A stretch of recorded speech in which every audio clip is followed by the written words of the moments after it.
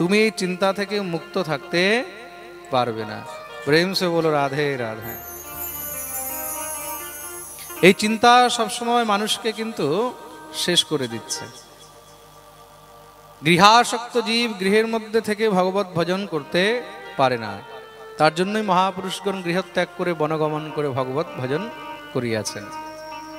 শ্রী প্রহ্লাদজি মহারাজ বললেন, হিরণ্যকশিপুর সঙ্গে সঙ্গে ক্রুদ্ধ হয়ে গেল। কোথায় গুরুরা? ষণ্ডা অমরকোটকে ডাকিয়েছেন, কি শেখাচ্ছ তোমরা এই পুত্রকে? এই হরিভজন, কৃষ্ণ ভজন, গৃহত্যাগ, এসব কি শেখাচ্ছ? বলে, মহারাজ আমরা শেখাইনি। নমৎ প্রণীতম ন পর প্রণীতম সুতো বদত্তেষ তবেন্দ্র শত্রু নৈসর্গিকীয়ম মতিরস্য রাজন নিয়চ্ছমন্যম কদদাস্ম মানহ। আমরা শেখাইনি, তাহলে আপনার কোনো শত্রু এসে হয়তো নিশ্চয় এখানে শেখাইছে। হিরণ্যকশিপু বললেন, তাহলে আজ থেকে পাহারা আরো বাড়িয়ে দাও। मुकेश जी आवाज ठीक करो, कोई इफेक्ट नहीं है आवाज में, बहुत जोर लग रहा है, कोई फ्लो नहीं है, कुछ नहीं है।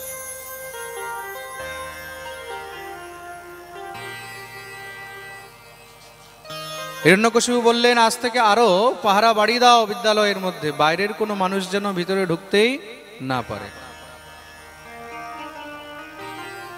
প্রহ্লাদকে বোঝালেন, প্রহ্লাদ দেখো বাবা, যা গুরুরা শেখায় শুধু তাই বলা উচিত, অন্য কিছু বলতে নেই। ঠিক আছে বাবা। গুরুরা আবার সেই মারকাট বিদ্যা শেখায়, কিন্তু প্রহ্লাদের ভিতরে ঢোকেই না। কেন? প্রহ্লাদ তো আগের থেকেই কৃষ্ণ ভক্ত। প্রহ্লাদের মধ্যে ভক্তি আসলো কি করে? হিরণ্যকশিপু যে সময় তপস্যা করতে বনে গেছিলেন, তার স্ত্রী কয়াধু গর্ভবতী ছিল। দেবরাজ ইন্দ্র তখন কয়াধু হরণ করে নিয়েছেন। কেন? তার গর্ভে সন্তান রয়েছে। ইন্দ্র মনে মনে ভাবলেন, হিরণ্যকশিপু এত অত্যাচারী, তাহলে তার সন্তান কেমন অত্যাচারী হবে, এই সন্তানকে গর্ভেই নষ্ট করে দেব। বিচার করে কয়াধুকে হরণ করে নিয়ে গেছে। সেই সন্তানকে যখন মারার জন্য উদ্যত হলেন, দেবর্ষি নারদ গিয়ে সেখানে বাধা দিল। দেবরাজ, তুমি এই কি করছো? একটি গর্ভস্থ শিশুর তুমি হত্যা করবে? দেবরাজ ইন্দ্র বললেন, মহারাজ আপনি জানেন না, এর গর্ভের থেকে মহাদুষ্ট অসুরের জন্ম হবে। সাপের বাচ্চা জন্ম নেওয়ার থেকে তার আগেই মরে যাক, সেটাই বেশি ভালো। দেবর্ষি নারদ বোঝালেন, দেখো, অসুরের ঘরে অসুর হবে এটার কোনো গ্যারান্টি নয়, সাধুর ঘরে সাধুই হবে তার কোনো গ্যারান্টি নেই, হ্যাঁ, আর দুষ্টের ঘরে দুষ্টই হবে তারও কোনো গ্যারান্টি নেই। হিরণ্যকশিপুর বাবাকে, হিরণ্যকশিপুর বাবা হলেন মহান ঋষি কশ্যপ মুনি। তো কশ্যপের ঘরে যদি হিরণ্যকশিপুর মতন সন্তান হতে পারে, তাহলে হিরণ্যকশিপুর গৃহের মধ্যেও কোনো ভগবত ভক্ত সন্তান হতে পারে। প্রেম সে বলো রাধে রাধে।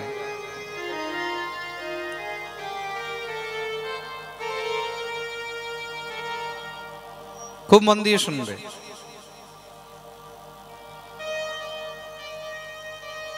রাবণের বাবা কে ছিল? বিশ্বশ্রবা মুনি। বিশ্বশ্রবা মুনি পরম ভগবত ভক্ত, তিনি একজন ঋষি সাধক, কিন্তু তার ঘরে রাবণের মতন সন্তান জন্মগ্রহণ করেছে তো। সৎ মানুষের ঘরের মধ্যে অসৎ জন্ম নিতে পারে, অসতের ঘরেও সৎ জন্মগ্রহণ করতে পারে। প্রেম সে বলো রাধে রাধে। দেখুন সন্তান কেমন হবে, গর্ভাধান সংস্কারের দ্বারাই কিন্তু বোঝা যায় সেই সন্তান কেমন হবে। তার জন্য শাস্ত্র কিন্তু নিয়ম বলেছে, দ্বিসন্ধ্যা, দিনের মধ্যে দুইটা সন্ধ্যা হয়, খুব মন দিয়ে শুনবে কিন্তু। একটা হলো সূর্যোদয়ের সময়ের সন্ধ্যা, আর একটা হলো চন্দ্রোদয়ের সময়ের সন্ধ্যা। যে সময় চন্দ্র অস্ত হয় আর সূর্য উদয় হয়, সেটাও সন্ধির সময় কিন্তু, যেটাকে আমরা ভোরবেলায় বলি, সেটাও কিন্তু সন্ধির সময়। আর যে সময় সূর্য অস্ত হয়, চন্দ্র উদিত হয়, সেটাও সন্ধির সময়, সেটাকেও সন্ধ্যা বলা হয়। এই দুই সন্ধি কালে কোনো সময় গর্ভাধারণ করিতে নেই। তার মানে ভোরবেলায় সূর্যোদয়ের সময়, যে সময় অরুণোদয় হয়, সূর্যোদয় হয়, সেই সময় এবং সন্ধ্যাকালে যে সময় সূর্য অস্ত হচ্ছে সে সময় কখনো গর্ভাধারণ করিতে নেই। প্রত্যেক স্ত্রী পুরুষ তাদেরকে খুব মন দিয়ে শুনতে হবে। যেই জীব এই সময় গর্ভাধারণ করবে এটাকে আসুরি কাল বলা হয়েছে, তাহলে তার গর্ভের থেকে কোনো অসৎ সন্তানেরই জন্ম হবে।